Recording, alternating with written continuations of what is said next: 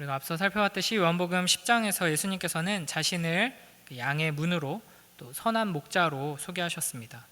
그러나 이 말씀을 들은 유대인들의 반응은 이제 서로 분쟁이 일어나는 것이었죠. 그래서 많은 사람들이 예수님을 향해서 이게 귀신 들려서 미친 소리를 한다라면서 이제 분개했습니다. 그러나 또 어떤 사람들은 맹인의 눈을 뜨게 했던 그 예수님의 기적을 언급하면서 예수님을 옹호하기도 했습니다. 24절에 보면 예수님을 애워싼 유대인들이 이렇게 말합니다. 이 부분을 세번역 성경으로 읽어보면요, 당신은 언제까지 우리의 마음을 졸이게 하시렵니까? 당신이 그리스도이면 그렇다고 분명하게 말하여 주십시오. 그러자 예수님께서 이렇게 답하시죠. 우리 25절부터 27절인데 한 번 더 읽겠습니다. 시작.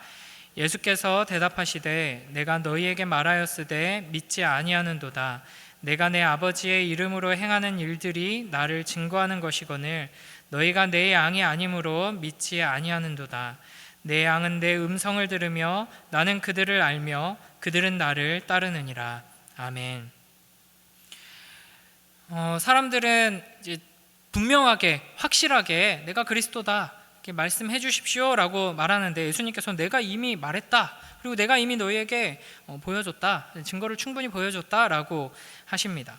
그러면서 너희가 내가 이미 말했고 보여줬음에도 불구하고 믿지 않는 이유는 너희가 내 양이 아니기 때문이다 라고 말씀하시죠. 그러니까 이런 식의 말씀이 지금 10장에서 요한복음 전체에서도 그렇고요, 특히 10장에서 계속 이어지고 있습니다. 앞서 14절에서는 나는 선한 목자다 라고 선언하시면서 나는 내 양을 알고 양도 나를 안다 라고 말씀하셨습니다. 더 앞서서 4절 5절에서는 양들은 목자의 음성을 알고 있기 때문에 그를 따라가고 알지 못하는 낯선 사람의 목소리는 따라가지 않는다, 이런 식으로 말씀하셨죠.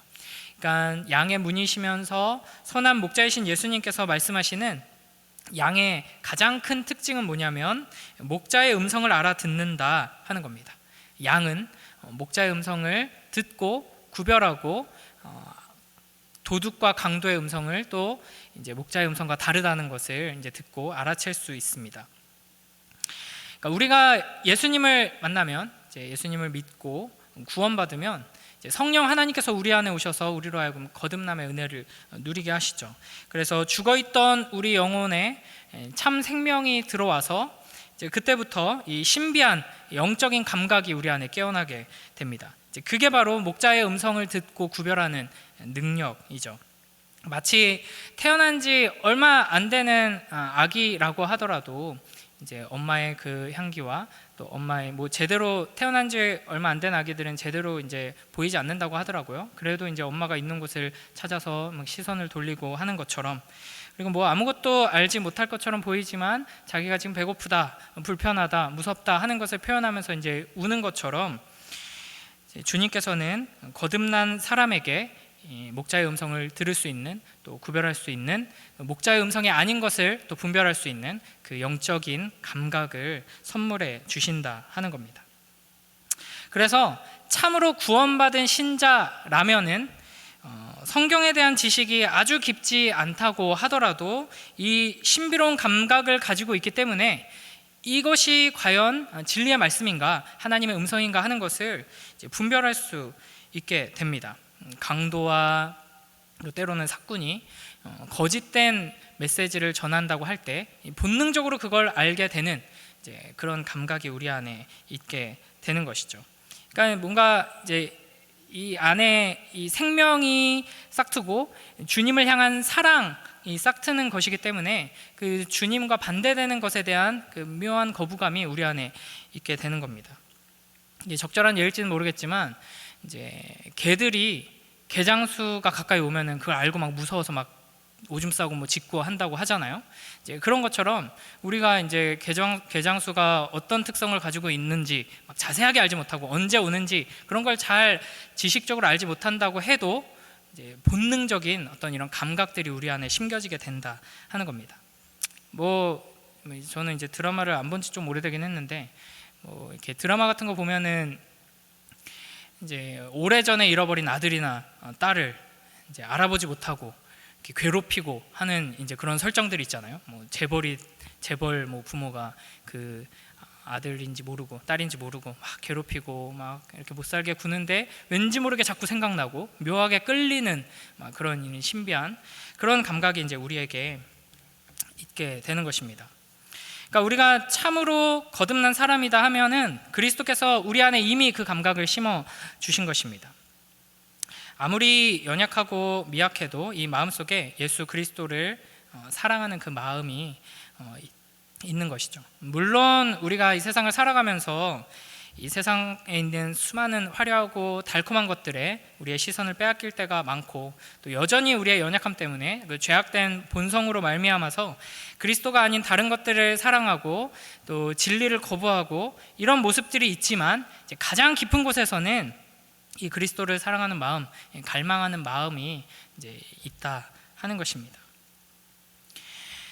본래 우리 모두는 하나님의 음성을 알고 분별할 수 있을 뿐 아니라 그 음성을 사랑하면서 항상 가까이에 두고 누리던 존재들이었습니다. 그러나 죄가 우리와 하나님 사이를 가로막게 되면서 이제 그 음성을 잃어버리게 된 것이죠. 아담과 하와가 하나님께서 유일하게 금지하신 그 선악을 알게 하는 나무의 열매를 따먹은 뒤에 창세기 3장 8절에 보면 이렇게 말씀하십니다. 우리 함께 읽겠습니다. 시작. 그들이 그날 바람이 불 때 동산에 거니시는 여호와 하나님의 소리를 듣고 아담과 그의 아내가 여호와 하나님의 낯을 피하여 동산나무 사이에 숨은지라. 그러니까 하나님의 음성을 듣고 그 음성을 따라서 모든 것을 공급받고 인도함을 받으면서 또 무한하고 영원한 기쁨과 또 만족을 누리던 인간이 죄가 들어오자 어떻게 되냐면 그 음성을 듣고 피해서 도망가기 시작합니다. 음성을 듣기 싫어하기 시작하는 것이죠. 하나님의 음성이 들리는 그 자리로 부지런히 나오지 않게 되고 그 자리에 앉아서도 꾸벅꾸벅 졸게 되는 것이 이제 죄로 말미암아 부패하고 타락한 인간의 이제 비참한 현실인 것입니다. 이에 하나님께서 아담에게 이렇게 말씀하시죠. 우리 창세기 3장 17절 함께 읽어보겠습니다. 시작.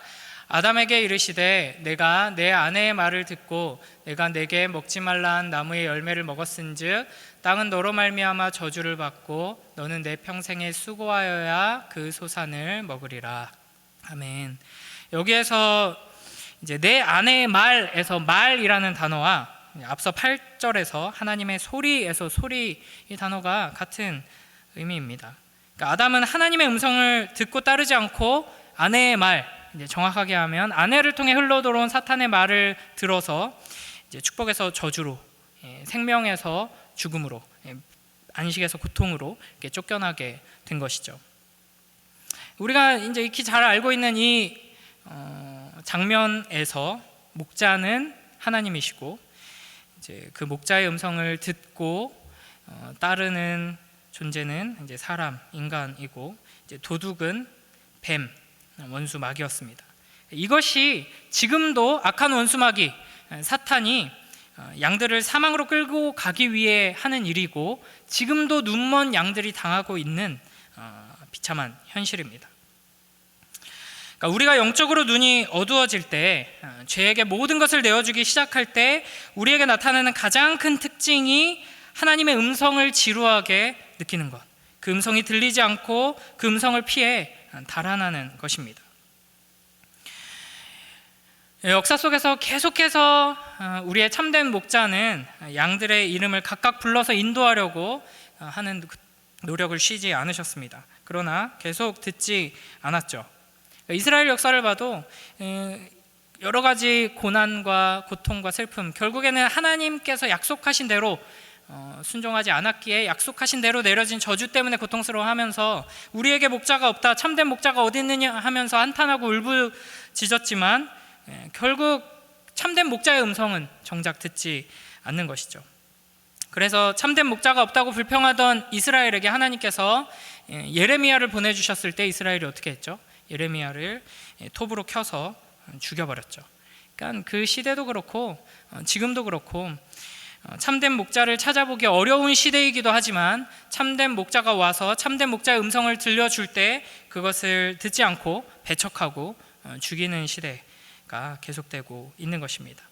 그럼에도 불구하고 우리의 참된 목자께서는 계속해서 말씀하십니다. 사랑하는 양들의 이름을 각각 계속해서 부르고 계시는 것이죠.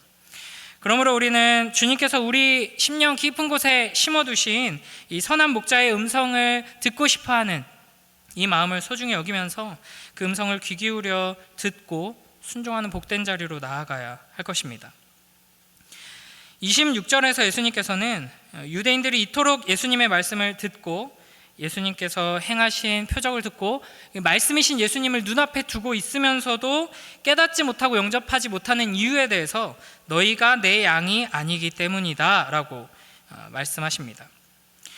그러니까 믿는 자들이 예수님의 말씀을 듣고 믿고 구원받는 이유는 그들이 내 양이기 때문이고, 예수님의 말씀이 들리는데도 듣지 못하고 믿지 못해서 구원 얻지 못하는 자들이 그렇게 되는 이유는 그들이 내 양이 아니기 때문이다 라는 말씀이죠.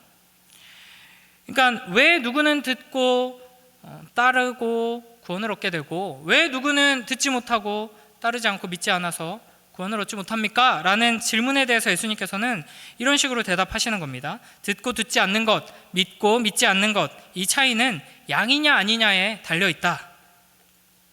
그러니까 우리에게서 그 이유와 근거를 찾을 수 없다는 것이죠. 우리가 양된 것은 그저 하나님께서 우리를 버리지 않기로 결정하셨기 때문입니다. 내가 양이 되리라 하고 노력해서 양이 될 수 있는 사람은 없죠. 이렇게 이 본문은 우리에게 예정교리를 가르치고 있습니다.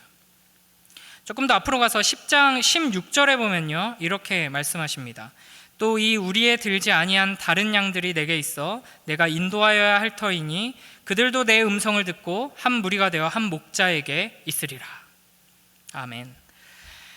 내가 선한 목자다라고 하신 말씀 중간에 삽입된 내용인데요, 이 16절이 예수님께서 이 우리에 들지 아니한 다른 양들이 있다라고 말씀하십니다. 이 말씀은 이사야 56장 8절을 배경으로 이제 하신 말씀인데요, 예수님께서 아직 이 교회 울타리 안에 있지 않은 밖에 있는 양을 소유하고 계신다라는 의미입니다.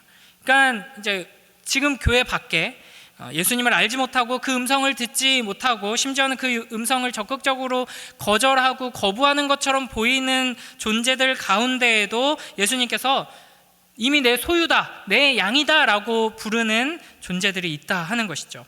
그래서 예수님께서는 내가 인도하여야 할 터이니 라고 말씀하십니다. 내가 반드시 인도하겠다라는 의미이죠.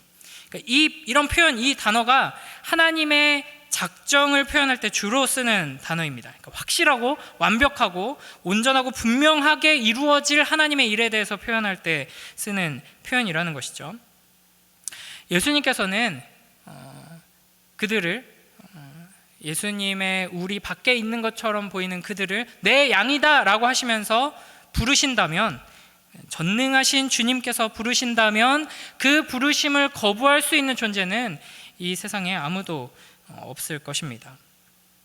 그런 점에서 이제 양이 되어서 그 음성을 듣고 믿고 따르고 그 품에 안기는 것, 구원받는 것은 전적으로 하나님의 은혜, 하나님의 선택하심, 우리를 양으로 부르신 그분께 달려있다 하는 것이죠. 사도행전 18장 9절 10절을 보면요, 기도하던 바울에게 주님께서 이렇게 말씀하십니다. 장유호산학교에 개척되면서 하나님께서 담임 목사님께 주셨던 말씀이죠. 우리 9절 10절 한번 같이 읽겠습니다. 시작. 밤에 주께서 환상 가운데 바울에게 말씀하시되 두려워하지 말며 침묵하지 말고 말하라. 내가 너와 함께 있음에 어떤 사람도 너를 대적하여 해롭게 할 자가 없을 것이니 이는 이 성중에 내 백성이 많음이라 하시더라. 아멘. 지금 주님께서 환상 중에 뭐라고 말씀하시죠? 이 성중에 내 백성이 많다. 이미 내가 택해 놓은 백성들이 많으니 두려워하지 말고 담대하게 복음을 전해라 라는 말씀입니다.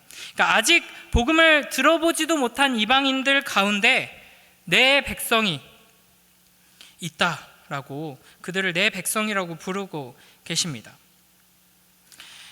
그러니까 겉으로 보기에는 하나님의 백성이 전혀 아닌, 심지어는 하나님의 백성이 될 법한 가능성이 전혀 보이지 않는, 싹수가 보이지 않는 존재들 가운데에도 주님의 백성들이 있고 주님의 양들이 있고 그들을 이미 내 백성이다, 내 양이다 부르시면서 내가 그들을 부를 거다, 인도할 거다, 구원할 거다 말씀하시는 것이고, 그러면서 그러니까 너희는 가서 담대하게 전하면 된다라고 말씀하시는 것입니다.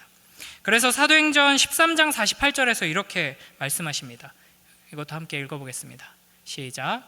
이방인들이 듣고 기뻐하여 하나님의 말씀을 찬송하며 영생을 주시기로 작정된 자는 다 믿더라. 아멘. 그래서 전도자들이 열심히 노력해서 어떤 조건을 갖췄을 때, 혹은 그 복음을 듣는 자들이 어떤 노력을 잘 해서 어떤 수준에 도달했을 때 듣게 되고 깨닫게 되고 믿게 되어서 구원 얻게 되는 것이 아니라 작정된 자들이 다 믿는다라고 말씀하십니다. 작정이 뭐죠? 하나님께서 창세 전에 되어질 모든 일들을 미리 정하신 것입니다. 이 모든 일들을 미리 정하심 가운데 특별히 이제 인격적인 존재들, 사람과 천사들의 구원에 관하여서 하나님께서 미리 정하신 걸 예정이라고 하죠. 우리는 이 복음 앞에서 이 질문을 던져봐야 합니다. 주님, 저는 왜 양입니까?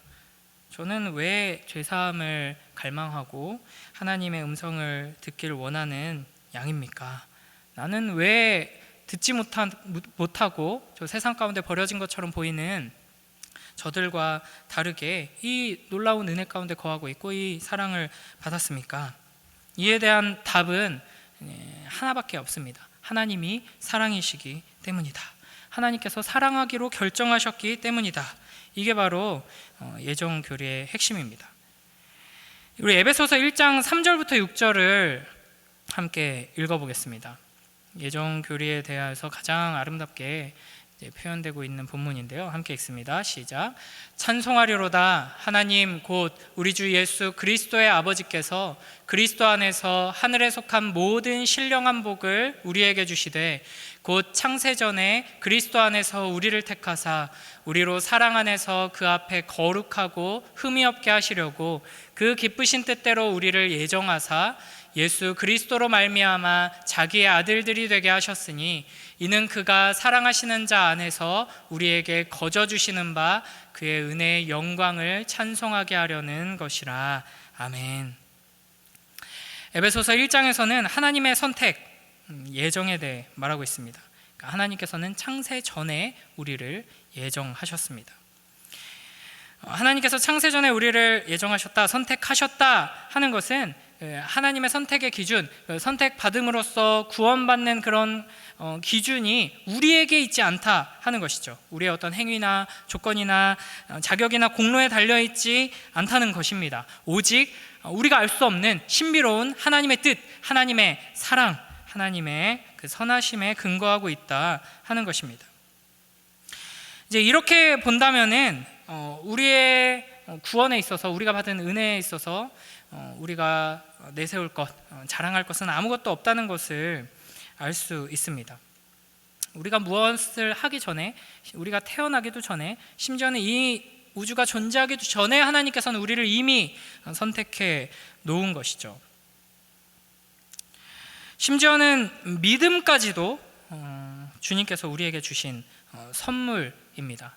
그러니까 선택하셔서 이제 믿을 기회를 주셨다, 이 정도가 아니라 선택하신 자들에게 믿음을 선물로 주셔서 믿게 하시고 그 믿음을 수단으로 해서 주님께 나아갈 수 있도록 은혜를 베풀어 주신 것이죠. 그러면 이제 여기서 이런 질문이 생길 수 있는 겁니다. 어차피 창세 전에 하나님께서 선택해 놓으신 거라면 그 누구도 이거를 흔들 수 없고 방해할 수 없고 하나님께서 선택하신 대로 이루어질 터인데 우리가 복음을 전해야 할 이유가 무엇인가, 이렇게 논리적으로 질문을 할 수밖에 없게 되죠. 이 질문에 대한 해답은 이 예정론에 대해서 우리가 잘 배워야 되는데, 이미 이제 에베소서 훈련을 신청하지 않으신 분들은 들을 기회가 없다는 점을 알려드리며 심심한 사과의 말씀을 전하면서 간단하게 우리가 생각해 보자면, 실제로 이렇게 생각한 사람들이 역사 속에서 있었습니다. 이제 종교개혁 이후에 18세기 말까지 개신교는 선교를 거의 하지 않았습니다. 왜냐하면 종교개혁에서 강조했던 하나님의 주권, 전적인 하나님의 은혜, 구원은 우리의 공로로 받는 것이 아니다 라는 이 내용을 너무 과도하게 강조해서, 지금 우리가 앞서 살펴봤듯이 하나님께서는 내가 양으로 선택해서 부른 자들이 내 음성을 듣는 거다라고 말씀하시면서도, 내 양이다 라고 하시면서도 그러니까 너희가 전해라, 이 두 가지를 동시에 말씀하시는데 이제 그 균형이 깨진 거죠. 그러다 보니까 개신교가 계속해서 선교를 안 하고 선교를 하자는 사람들을 정죄합니다. 하나님께서 주권적으로 역사하시는데 네가 뭔데 감히 하나님의 일을 그렇게 하려고 하느냐, 이런 이제 풍토 속에서 이제 우리가 선교를 해야 한다라는 이제 용감한 메시지를 이제 냈던 사람이 윌리엄 캐리라는 사람인데, 이분이 이제 현대 선교의 아버지라는 별명을 가진 분입니다. 이분이 이런 명언을 남겼죠. 하나님으로부터 위대한 일을 기대하라. 그리고 하나님을 위하여 위대한 일을 시도하라. 그러니까 성경은 분명하게 구원에 있어서 하나님의 전적인 은혜와 주권, 언약을 신실하게 이루시는 하나님의 일하심을 강조하고 있지만, 동시에 하나님의 여러 가지 명령을 통해서 우리가 가진 의무들도 강조합니다. 그러니까 우리가 하나님의 구원이 선물이고 하나님께서 우리에게 주신 믿음도 선물이고 선물이다 라는 것만 강조하다 보니까 굉장히 파렴치한 신앙생활을 하기가 쉬워요. 선물 받고 입 싹 닫는 거. 근데 이 당시의 문화 속에서도 봐도 어마어마한 선물을 받은 자에게는 그에 합당한 의무가 당연히 생깁니다. 그럼 선물을 받지 말든가요? 그죠? 그래서 이제 우리는 하나님이 우리에게 주신 이것은 우리의 힘으로는 도저히 만들어낼 수도 없고 상상할 수도 없는 놀라운 선물이다라는 것을 인정하면서 감사해야 하지만, 동시에 그 감사의 삶이라는 거룩하고 영광스러운 의무가 우리에게 주어지게 되는 것입니다. 그래서 이 두 가지 은혜와 순종을 우리가 동시에 강조해야 마땅한 것이죠. 문제는 이게 쉽지 않다는 것입니다. 그러니까 이 논리적으로 이제 이 예정교리에 대해서 배우다 보면 이런 좀 혼란에 빠지기가 쉽습니다. 하나님께서 창세전에 구원받을 자를 다 미리 정해 놓으셨다는데 우리가 전도를 해야 되는 이유가 무엇인가? 계속 이제 순환 논리에 빠지게 되죠. 몇 가지로 정리를 해보면, 이 예정 교리로 말미암아 우리는 오히려 더 담대하게 복음을 전할 수가 있습니다. 그러니까 하나님께서 창세 전에 구원받을 자들을 선택하셨죠. 그러나 우리가 그게 누군지는 알지 못합니다. 그죠? 다만 하나님께서 선택하신 자들은 하나님께서 실패하지 않으시고 결국에는 구원의 은혜를 누리게 하신다는 것만 알 수 있을 뿐입니다. 그래서 우리가 함부로 누군가를 판단하거나 함부로 누군가를 전도하려다가 좌절할 필요가 없는 것이죠. 내가 아는 모든 사람들 중에 절대로 구원받을 수 없을 것 같은 사람 한 사람을 꼽는다고 하더라도 그 사람이 하나님의 선택받은 하나님의 백성, 예수 그리스도의 양이라면 결국에는 우리가 이해할 수 없는 방식을 통해서 하나님께서 그 사람을 주님 품으로 안고야 마실 것입니다. 그러므로 우리는 모두에게 담대하게 복음을 전할 수 있는 것입니다. 또한 나 자신에 대해서도 담대할 수 있죠. 내가 아직 전도를 할 만큼 신앙생활이 연륜이 길지도 않다, 성경을 잘 모른다, 복음에 대해서 내가 뜨거운 간증이나 체험거리도 없다, 내가 지금 이제 살고 있는 이 꼴을 보면 누가 나를 보고 같이 교회를 나오겠냐, 복음을 전하는 거는 둘째 치고라도 이제 교회 한번 가자는 소리 하기도 나는 부끄러운 지금 현실에 처해 있다 라고 말하면서 망설일 때가 많지만, 하나님께서 창세전에 선택하신 자들을 하나님께서 주권적인 은혜와 일하심으로 구원하신다, 이것은 하나님의 일이다, 여기에 우리를 영광스럽게 동참하도록 부르신다라는 것을 기억할 때, 우리가 우리의 어떠함으로 구원받지 않은 것처럼 우리의 어떠함을 통해서 그들을 설득하는 게 아니라는 것을 기억한다면, 우리는 그 누구에게도, 우리는 그 어떤 상황 속에서도 담대하게 복음을 전할 수 있는 것입니다. 물론 이런 걸 생각할 때마다 괴로워해야 마땅합니다. 내가 나의 삶에 넘쳐나는 그 은혜와 기쁨의 찬양들과 간증들과 사람들이 볼 때 어떻게 저 사람은 저런 인격을 가졌을까 하는 그 성품을 갖추지 못한 것에 대해 나의 삶이 자연스럽게 복음을 증거해내지 못하는 것에 대해 괴로워해야 하지만 꼭 그 모든 것을 갖춰야지만 복음을 전할 수 있는 건 결코 아니라는 것이죠. 하나님께서는 우리가 주님을 신뢰하며 순종할 때 주님께서 우리를 사랑하셔서 예정하셨고 선택하신 자들을 그 주권적인 은혜로 부르신다는 것을 신뢰하며 거기에 동참하라 라는 명령에 순종할 때 우리를 통해 놀라운 일을 이루실 것입니다. 또 한 가지는 영원 구원은 하나님의 일이다. 하나님께서 창세전에 정하셨고 정하신 대로 하나님의 때에 이루시는 일이다 라는 것을 생각한다면 우리는 하나님의 때를 기다리며 인내할 수 있습니다. 내가 이렇게 오랜 시간 동안 기도하면서 이렇게 눈물을 흘리고 애태우고 이렇게 내 자존심을 꺾어가면서 사랑하려고 노력하고 이렇게 했는데 어떻게 예수님을 안 믿고 그런 거는 둘째치고 사랑 나누는 축제 한 번도 안 오냐, 이런 마음이 생기면은 좀 답답하고 좀 절망적일 때가 있죠. 여기서 신학적으로 어느 정도 좀 견고하게 정립된 사람은 굉장한 두려움에 빠집니다.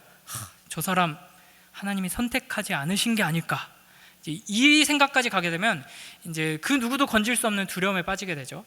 청교도들 중에는 그런 심정으로 자기 자신을 돌아보면서 하나님 앞에 매달리는 또 이런 신앙의 색깔을 가진 분들도 있었는데, 그러나 원래 인간은 쉽게 변하지 않습니다. 우리가 지금 이 복음을 듣고 이 자리에 앉아 있는 게 이상한 일이지, 그들이 복음을 듣지 않고 그들이 이렇게 사랑을 베푸는데도 사랑으로 반응하지 않는 거, 그게 원래 당연한 일이죠. 이 잠언 27장 22절에 보면 이렇게 말씀하십니다. 함께 읽습니다. 시작. 미련한 자를 곡물과 함께 절구에 넣고 공의로 찌을지라도 그의 미련은 벗겨지지 아니하느니라. 아멘. 이게 인간의 악한 본성의 현실이죠. 출애굽기 보면은 바로가 그 모세를 통해 하나님께서 내리신 10가지 재앙을 다 경험하면서도 끝까지 완악함을 놓지 않고 하나님 앞에 무릎 꿇지 않죠. 그게 인간입니다. 그러나 우리의 소망은 어디에 있냐? 끝까지 하나님을 거부하고 하나님에게서 도망가려고 순종하지 않으려고 했던 모세를 끝까지 쫓아가셔서 결국에는 하나님의 구원 역사를 이루는 이스라엘의 지도자로 세우셨던 그 하나님의 끈질기심, 그 하나님의 전능하신 능력, 그 불타는 사랑이 우리에게는 소망이 되는 것입니다. 그래서 영국의 시인 프랜시스 톰슨은 하나님을 한 번 물면 절대 놓지 않는 천국의 사냥개다라고 표현했습니다. 우리가 사랑하는 가족들, 친구들, 이웃들을 우리 주님께서는 절대 포기하지 않고 끝까지 그들이 천국에 들어갈 때까지 추격하시고 결국에는 듣게 하시고 무릎 꿇게 하시고 그 복음을, 그 아름다우신 예수님을 사랑하게 하시고 그 품에 안아 주실 것입니다. 이것을 신뢰하면서 포기하지 않고 이 사랑하는 이들의 구원을 위해 기도하며 담대히 복음을 전하는 복된 우리 모두가 되길 주님의 이름으로 축복합니다. 그래서 이것을 위해서 우리는 작은 일부터 시작할 수 있습니다. 사실 한 사람의 영혼이 주님 앞으로 돌아온다는 것은 굉장히 신비롭고 놀라운 일입니다. 그리고 또한 결코 단번에 이루어질 수 있는 일이 아닙니다. 물론 하나님께서 아주 특별한 경우에는 특별한 일을 겪으면서 사람이 180도 변하게 하신다거나 순식간에 회심하게 하시는 경우도 있지만 아주 예외적인 경우이고, 일반적으로는 한 사람이 주님 앞에 돌아오는 일은 아주 오랜 시간이 걸리는 작업입니다. 그리고 사실 단번에 주님 앞에 쉽게 돌아오는 것처럼 보이는 사람도 이제 그 사람을 위해서 기도했던 수많은 사람들이 있고, 그 사람의 여러 가지 마음을 돌리고 상황을 변화시키고 인도하기 위해서 하나님께서 해놓으신 수많은 작업들이 있는 것이죠. 그래서 우리는 한 번에 사람을 풍덩 빠뜨리려고 이제 고민하면서 1년에 한 번 정도 힘을 모아가지고 이제 그 은혜의 구덩이로 한번 밀어버리는 그런 방식이 아니라 조금씩 스며들 수 있도록 하나님께서 일하실 수 있도록 우리가 할 수 있는 일을 해야 할 것입니다. 그래서 한 사람이 그리스도인이 되기 위해서는 대부분 수많은 경험과 대화가 필요합니다. 우리도 돌이켜보면은 우리가 주님 앞에 나아오는 그 길 가운데, 또 우리가 진정으로 주님을 영접하고 우리의 신앙이 자라는 이 모든 일 가운데 수많은 고리들이 있었을 것입니다. 이 사슬의 첫 고리부터 마지막 고리까지 매 단계에는 하나님께서 쓰신 수많은 사람들, 크고 작은 일들이 있었을 것입니다. 그리고 우리는 나중에 이제 천국에 가서야 우리가 어떤 고리로 얼만큼 쓰임 받았었는지를 그때서야 알게 될 것입니다. 그리고 우리가 알지 못했던 그 작은 친절, 그 작은 기도, 그런 것들도 하나님께서 사용하셔서 이 사람이 주님 앞에 나아오는데 사용하셨구나 하는 것을 우리가 보면서 기쁨으로 찬양하고 감사하게 될 것입니다. 그러므로 우리는 지금 당장 내가 품고 기도하고 있는 그 사람, 내가 복음을 전했다 실패한 그 사람이 영 반응할 것 같지 않더라도 주어진 상황 속에서 담대함으로 또 기쁨으로 이 전도의 사명을 감당하면서 하나님께서 일하실 것을 기대하고 바라보는 우리 모두가 되길 주님의 이름으로 축복합니다. 주님께서는 결코 너희의 힘으로, 너희의 능력으로 사람의 마음을 변화시켜라, 어떻게든 끌고 와라, 어떻게든 마음을 녹여라, 이렇게 말씀하지 않으십니다. 그저 이미 창세전에 하나님께서 선택하신 자들이 그 음성을 듣고 돌아와야 하니 그 음성이 들릴 수 있게 너희가 외쳐라 라고 말씀하시는 것이죠. 이미 예정된 자들을 부르시고 듣게 하시고 구원하시는 그 하나님의 놀라운 구원 역사를 신뢰하고 기대하는 마음으로 이 사랑나는 축제를 준비하고 또 부지런히 복음을 전하며 영혼 구원을 위해 내가 할 수 있는 일을 힘써 감당하는 우리 모두가 되길 주님의 이름으로 축복합니다. 우리는 평생 얼마나 많은 사람을 교회로 초청했느냐, 얼마나 많은 사람을 믿게 했느냐, 이런 걸로 주님 앞에 판단받지는 않을 것입니다. 주어진 상황 속에서 할 수 있는 일을 했느냐, 수많은 크고 작은 고리들이 필요한데 그 역할을 잘 감당했느냐, 이걸 통해서 우리는 판단받을 것입니다. 이번 사랑나는 축제를 계기로 해서 이 복음을 전하는 것이 얼마나 영광스러운 일인가를 우리가 다시 한번 기억하면서 그 기쁨과 감격을 경험하고 또 하나님의 놀라운 역사하심을 경험하는, 특별히 도저히 그 마음이 열리지 않고 도저히 변하지 않을 것 같은 그 사랑하는 가족들, 또 친구들, 또 이웃들을 향하여서 또 주님께서 주시는 참된 소망을 품고 끝까지 인내하기로 다짐하면서 그 평생 전해야 할 그 복음, 평생 해야 할 전도를 하는 우리 모두가 되길 주님의 이름으로 축복합니다.